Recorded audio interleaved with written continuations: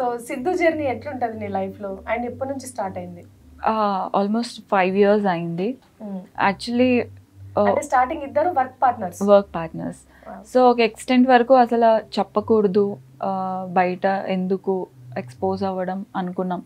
So అలానే మెల్లిగా work చేసుకుంటూ వచ్చాం. బట్ దెన్ ఇంకా కొన్ని విషయాలు ఎక్కడ ఆగవు. సో అలా జస్ట్ హ్యాపెండ్ అంతే. ఇంకా సిద్ధు విషయానికి వచ్చేసరికి మేబీ లైఫ్లో డాడీ లేరు. So he has been a role model in my life అన్నట్టు అయిపోయింది. సో ఇప్పటి వరకు నేను ఇక్కడ వరకే ఏదైతే ఆ ధైర్యం ఉన్నిందో, బ్యాక్ సైడ్ తను లేకపోతే ఇంత ధైర్యం ఉండదు నాకు. అండ్ ఎక్కడ ఎక్కువ మాట్లాడను, ఎక్కడ ఎక్కువ వెళ్ళను. చాలామంది అప్పటికీ అడుగుతారు మీరు ఎందుకు అంటే, అందరు పరిచయం ఉన్నారు కానీ ఇలా పిలిస్తే ఎక్కడికి వెళ్ళం బేసిక్గా. బట్ అందరితో మంచి కాంటాక్ట్లో ఉంటాం కానీ ఆ స్పెండ్ చేయడం అన్నది అవ్వదు, ఇద్దరికీ అవ్వదు. అడుగుతూ ఉంటారు ఎందుకు రారు అంటే, the more people around the more problems arises అన్నట్టు. ఎక్కువ మందితో మేబీ ఉన్నంత వరకే ఉండి ఆ తర్వాత at the end of the day మేమిద్దరమే కదా లీడ్ చేయాల్సింది అన్నది. ఆ టైం ఏదో మేమిద్దరం ఒకరినొకరు అర్థం చేసుకోవడం, how to build our careers, next life ఎలా లీడ్ చేయాలి, ఇంకా ఎలా గ్రో అవ్వాలి అన్న దాని మీద ఇన్వెస్ట్ చేస్తాం. కాబట్టి ఇందాక మీరు అడిగినప్పుడు కూడా బేసిక్గా కాంటాక్ట్స్ ఎవరున్నారు అంటే ఇమీడియట్గా రారు. యా, అంటే అందరితో పరిచయంలో ఉంటాం కానీ పరిచయంలోనే ఉంటాం, పార్టీల వరకు వెళ్ళము.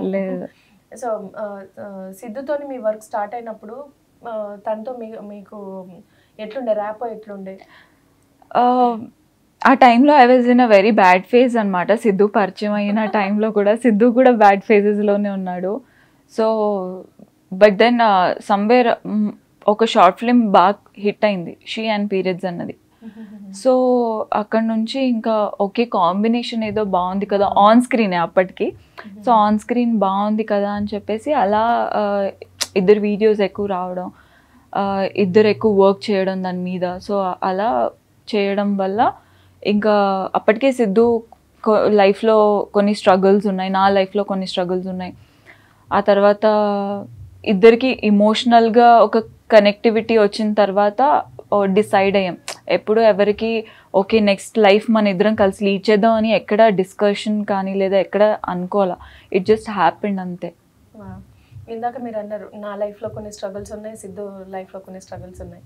ఆబ్వియస్లీ ఇండిపెండెంట్గా మీరు ఇండస్ట్రీకి వచ్చిండ్రు అంటేనే ఎన్నో స్ట్రగుల్స్ ఫేస్ చేసి వచ్చి ఉంటారు. సో మీరు బాగా గట్టిగా ఫేస్ చేసిన స్ట్రగుల్ ఏంటిది? ఫస్ట్ వచ్చేసరికి అదే, అంటే కాలేజ్ పోయింది, అటు almost lakhs of rupees spend చేశారు. నేను పర్టికులర్గా అక్కడే చదువుతానని వెళ్ళిన ఇది అది. అందరు అప్పటికే అన్నారు ఒకటే కూతురు కదా, ప్లస్ నువ్వు ఒకదానివే ఉన్నావు ఎందుకు పంపించడం అన్నది. బట్ దెన్ చిన్నప్పటి నుంచి నాకు వెరీ బ్యాడ్ థింగో గుడ్ థింగో తెలీదు, చాలా మొండి అనమాట, కావాలంటే కావాలి అంతే. సో అలాగా అనుకొని వెళ్ళినప్పుడు ఇటు కాలేజ్ పోయింది, కావాల్సింది పోయింది, కెరియర్ కదా. సో భయం వేసింది ఒకేసారి. అండ్ దెన్ అందరు క్వశ్చన్ చేయడం స్టార్ట్ చేశారు. బేసిక్గా నేను చాలా సెన్సిటివ్, తీసుకోలేను ఏది ఈజీగా. అది ఫస్ట్ వర్స్ట్ ఫేజ్ అనమాట. ఒక 6 months టైం పీరియడ్ అనేది ఏదైతే ఉందో ఖాళీగా ఉండడం, అది చాలా ఇబ్బంది పెట్టేసింది. అండ్ సెకండ్ థింగ్ ఏంటి అంటే, ఇప్పటికీ ఉంటూ ఉంటాయి సమ్ మిస్అండర్స్టాండింగ్స్ ఫ్యామిలీలో, రిలేటివ్స్లో, లేదు అంటే జెలసీ కావచ్చు, ఇవన్నీ ఎప్పుడు ఉండేవి. సో కాబట్టి ఇప్పుడు మనం ఎదుగుతున్నప్పుడు ఖచ్చితంగా ఒకళ్ళు ఉండాలి మనకి, అంటే అరే షీఈస్ డూయింగ్ గుడ్, అరే బాగా చేసింది, ఎక్కడి నుంచి ఎక్కడికి వచ్చింది అని.